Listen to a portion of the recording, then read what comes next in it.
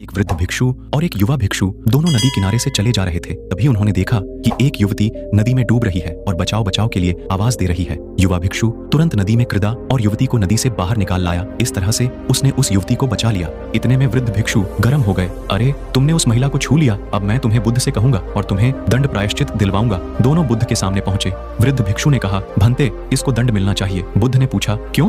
वृद्ध भिक्षु ने कहा, इस बात का कि इसने युवती को उठाकर नदी से बाहर रखा, इसने उसे छू लिया, इसका ब्रह्मचर्य नहीं रहा, इसलिए इसे प्रायश्चित्त मिलना चाहिए। बुद्ध ने कहा, प्रायश्चित्त पहले तुम ले लो। मैं किस बात का प्रायश्चित लूं? विस्मय से उसने पूछा। बुद्ध ने कहा, इसने तो उस महिला को उठाकर वहां ही रख दिया, पर तुम तो उसे अपने मानस में उठाकर यहाँ तक ले आए। तुम्हारे मन में अभी भी यह है, तुम इतनी देर से उसे ढो रहे हो। इसने तो वहां रखा और भूल भी गया। सुनो, मैं तुम्हें परिणामों की निर्मलता के लिए यह 4 उपाय बताता हूँ। 1. हमेशा मन को स्वस्थ रखना। दूसरों के बारे में विकृत नहीं करना। 2. इंद्रियों पर विजय प्राप्त करना। 3. अच्छी संगति में रहना। 4. प्रार्थना करना।